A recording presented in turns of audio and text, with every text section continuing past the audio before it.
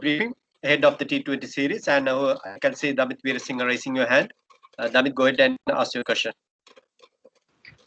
Mickey, you've since you took over the team, one of the main points you've been talking was consistency and building for the future. But for the past few months, due to several reasons, you couldn't be have a settled team. But we saw during the ODI series, you had a pretty much a good settled team with some new youngsters. How much of advantage it is now with this set of youngsters to build for the future?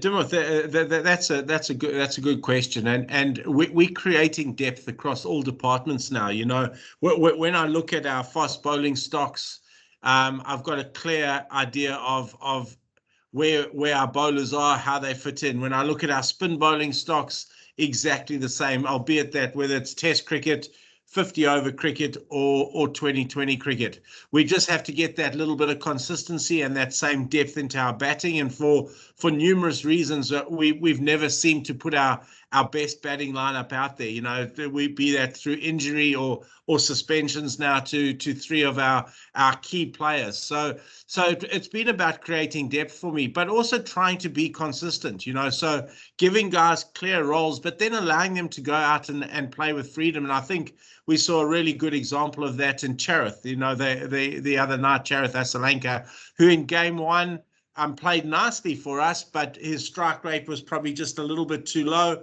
We had a good review. We had a good chat about it. I thought he needed to sweep just a little bit earlier, and bang, he went out there in the next innings and played incredibly well. So the growth I've seen in these players has been fantastic, and the growth comes from giving them confidence and giving them that consistency that they're going to play. And I think we'll see the rewards of that in the future for sure. Rex Clementine, you can ask your question. Mickey, you've stressed a lot on fitness and stuff like that. I mean, we know that Avishka Fernandez had a pretty tough year because of his fitness issues. How good is it to see him bounce back and, you know, score some important match-winning runs? It's been so great to see him bounce back. You know, so since he's come back and since he's met the requirements, his commitment and his standards have been nothing short of excellent. And I think that's now reflected in his batting. I also want to make mention of Bhanuka Rajapaksa last night, who's come back. He's got his skin folds down to 78, and he came back and played an innings last night that was exceptional.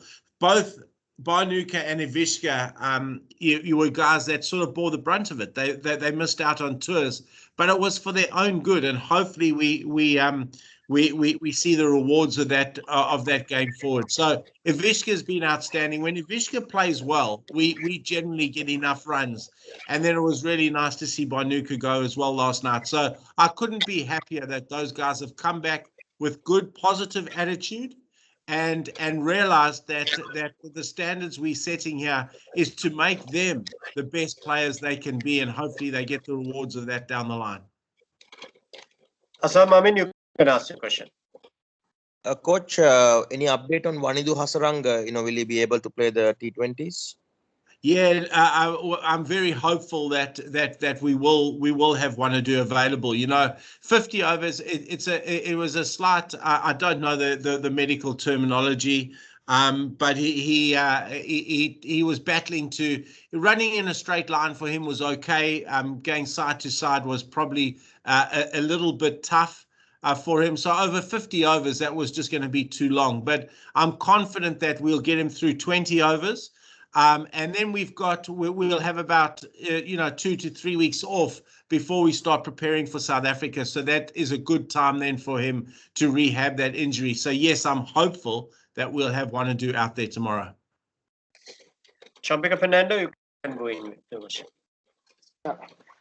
Hi, Mickey.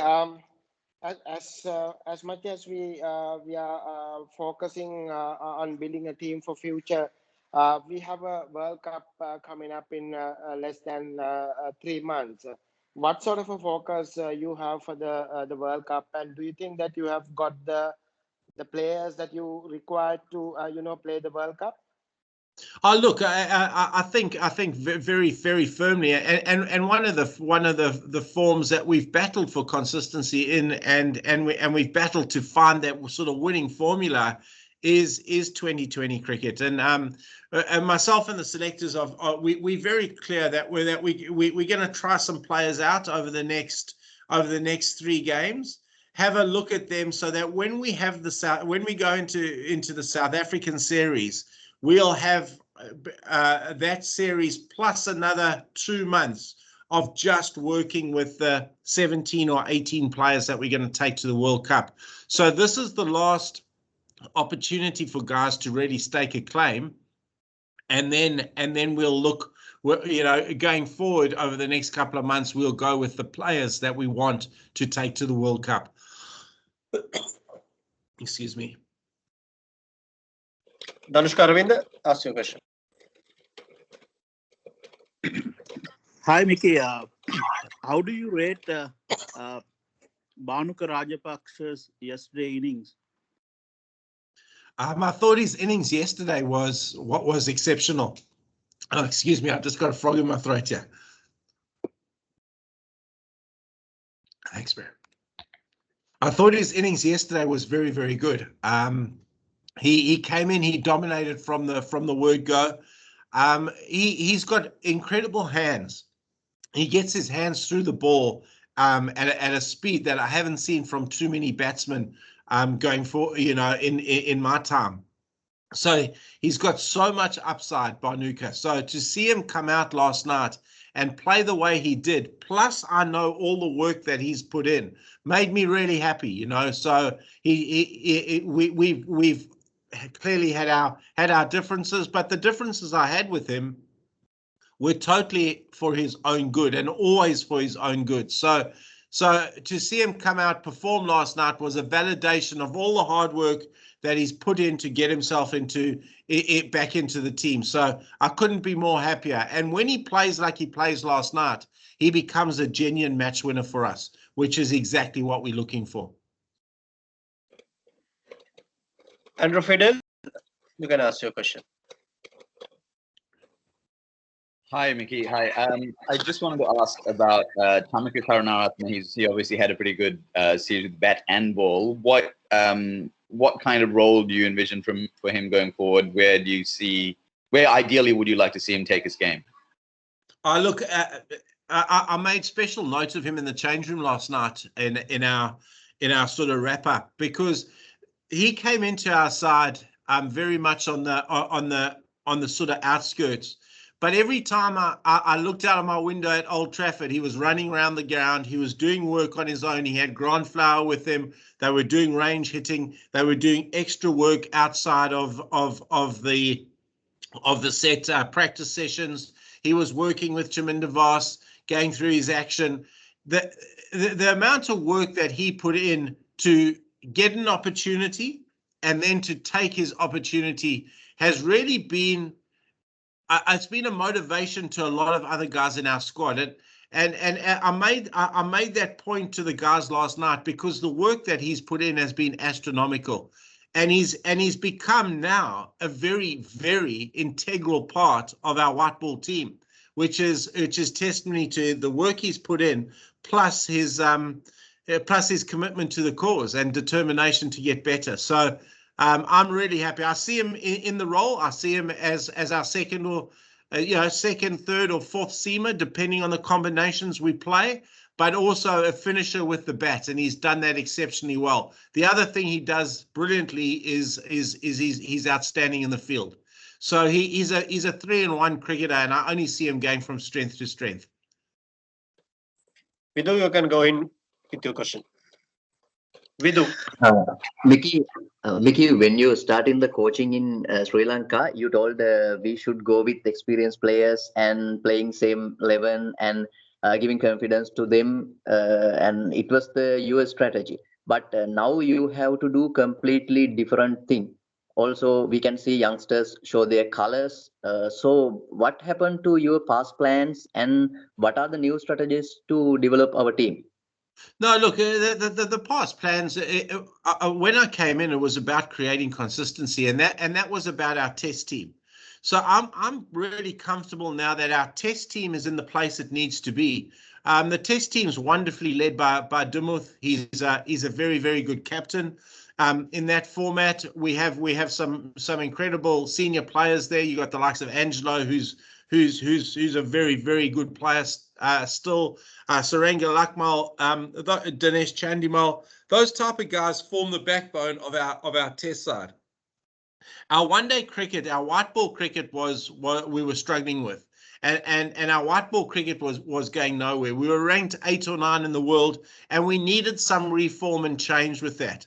We needed to try and rebuild a team. We needed to look at a team that we could take forward all the way to the 2003 World Cup, and have its side ready at that point in time. So that was where we were going with it, and that's why we had that change was to bring some young, fresh faces in, see what they can do, but also to give them the opportunity to perform. And I think we're getting there. We've still got a hell of a long way to go, guys. And you know, if the win last night was great, and we got very close the game before. And that just shows this continual improvement. But we've still got a long way to go. I said that to the players last night.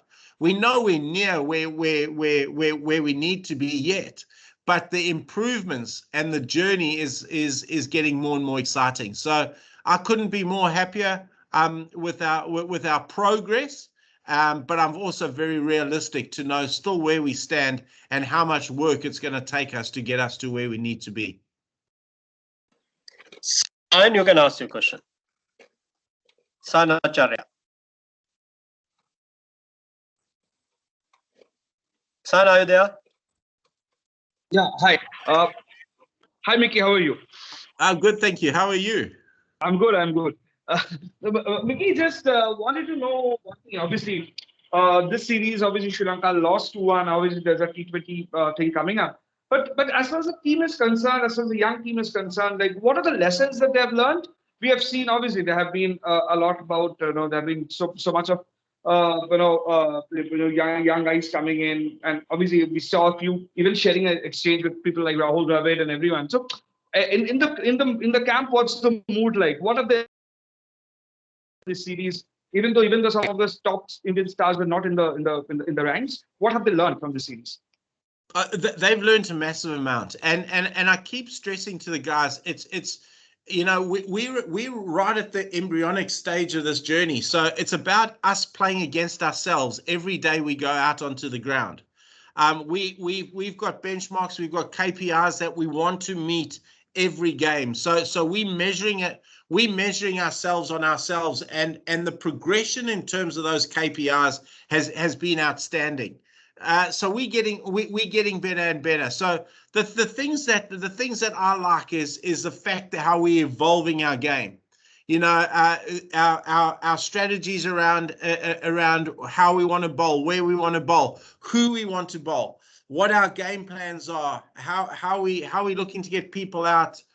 You know, the other words in batting the other night, in game 1 we got stuck in the middle period, and we got stuck there because we didn't score square of the wicket early enough, and we had a long chat about that. And then to see the likes of Charith and the guys go out there and start sweeping right from the start, you know, that type of stuff shows me the evolution of the side. So there's so many good little signs that how the guys are evolving, how the guys are getting better, and how the guys want to where the guys want to take their games to. So it's a really good vibe. It's a really good environment at the moment. And I just want to say, you know, the admiration I have for these players, because they've been pushed from pillar and post in terms of our training. They've been, you know, the media's been on their backs, but each day these guys rock up wanting to become better. Their work ethic has been nothing short of amazing. And last night we got a little bit of a reward for all the efforts that these guys have put in. And we, as I said earlier, we're very realistic that we know we're near the finished article yet. We've got a hell of a lot of work to do, but to get a little reward is so nice, because these guys generally deserve every little bit that they can get at the moment. Damit, you can ask your question. And also, please keep the questions short so we can getting more questions here. Okay, so Damit, you can ask. Mickey, the past three series, Dushmanta has been the spearhead. Is there any plan to give him a rest, maybe, because he's been having a lot of work? Yeah, look, he has been a lot of work, and I just want to say Dushmanta Chamira has been outstanding, in my opinion. Talking to Roll Dravid actually the other night, Roll has been really impressed with him and his development. You know, so he's just getting better and better all the time. Yes, look, it would be nice to think of a rest. I said to him last night, he's got 12 overs to go. He's got 12 overs to go, and he can have 3 weeks off. So I'm hoping we can get 12 overs out of him, and then he can have a well-deserved break. But he has been our spearhead, and he's taken that responsibility and run with that responsibility and been extremely good with it. Rex, you can ask your question. Mickey, you've said before that you hate sloppy cricket, but in your team, you got so many sloppy fielders. Even your 21 years, 22 years are sloppy fielders. How do you sort of address this issue? We address that every day, Rex, on the training ground, and that's one thing there's no compromise on. Our fielding standard has dropped off a little bit. We can see when we got a guy like Bandara on the field the other night, he was exceptional, and he just lifts that whole the whole vibe around the ground. So these guys know who they are. They know that they got to work, and those guys. That as I'm not going to mention names, but those players know exactly who they are. In every training session, they have to go and do a fielding session on their own with a fielding coach. So we upskilling them as best we can, and they under no illusions that that cricket now you can't be one-dimensional. And fielding is a non-negotiable. So they're working extremely hard at it at the moment. Champika, next question, please. Champika Fernando.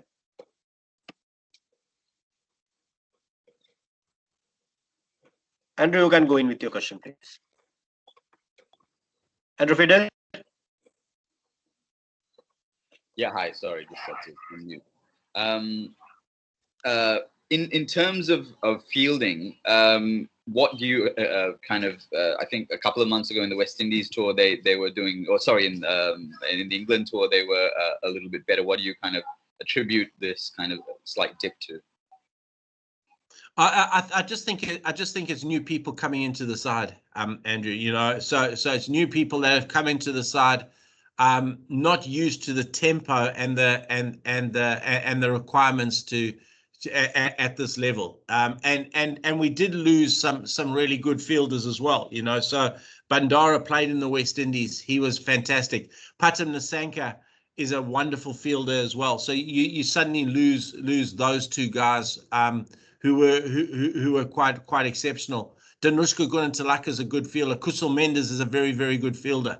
So we've lost those guys as well. So you lose a hub of fielders, and we're very precise with our planning, Andrew. So a guy like Kusal Mendes will walk on the ground and knows instinctively where he needs to go to. So he will find himself in those positions all the time, and I think you might have noticed it. You'll find Asan Bandara in the hot spots all the time. Short mid wicket, long on, long deep, long on, long off. He will get himself into those hot spots. So when you get a new personnel in your team, it takes some time to organize your field and to set your field up with the right guys in the right areas. So we found ourselves with that a little bit this series. But those fielders and those guys, they do extra work every day to try and get them to the required level. Azam Amin. Mickey, looking at the T20s, do we have the power hitters we need in the team? Yeah, and again, that's a good call, Azam.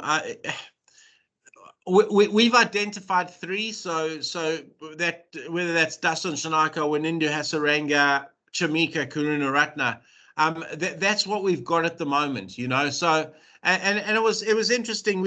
I had the same dilemma when I coached Pakistan. Everybody said we didn't have power hitters, and we didn't. But we've got to find a way of winning that's applicable to the resources we've had.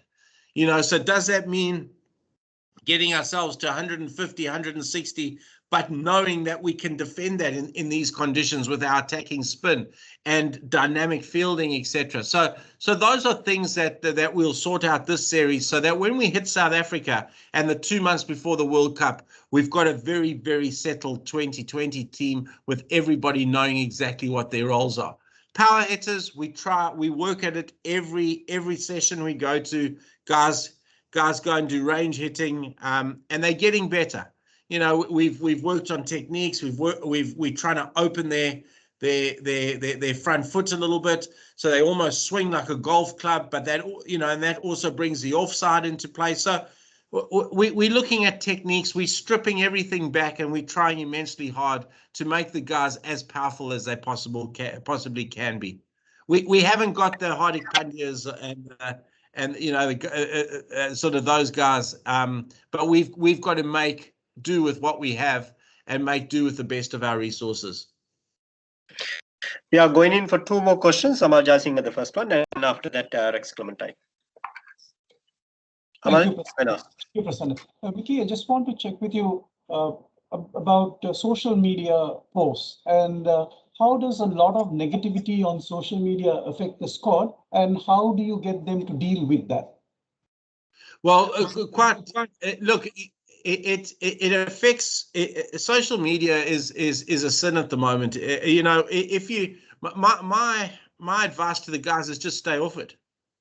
You know, it's an absolute sin, and the guys get absolutely hammered on it. You know, and some of the stuff that is written on there is just beyond comprehensible, to be honest. So there's only one way to handle it, and that's not to look. And you know, I'm a prime example. I was never on social media. I'm on Twitter now because it was something to do for me during lockdown last year. But I haven't been on it for ages because it's just it just annoys you, it frustrates you, and it gets you into a bad mood.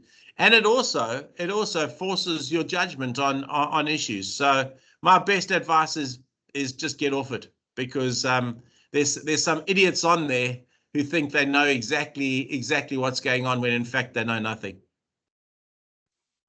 Rex, you can ask.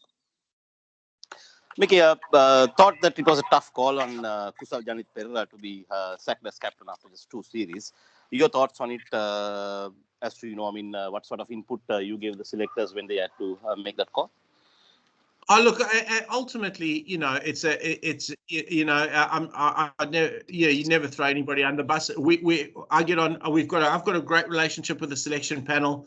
Promo leads a very good panel, in my opinion. You know, and I've worked with a lot of selection panels in my time, in my 12 years as an international coach. And this selection panel is as good as any I've worked with. So collectively, you know, we make the decisions. I did feel very sorry for Kusal Janith, because you know, I thought under tough circumstances, he did a really good job. So as I say, I did feel sorry for him, but you know, Dasun's come on and he's come in and he's done a wonderful job as well. He's been assertive when he's had to, and I see Dasun growing every day into this role. So you know, going forward, it is going to be Dasun, and Dasun will just get better and better. So I'm very comfortable where it's at. As I say, you know, Kusal Janith had done a nice job, in my opinion, as well. With that, we are ending the briefing. Thank you very much, Mickey, for taking part, and also very best for the T20 series, and also the journalists. Thank you very much. That ends the brief.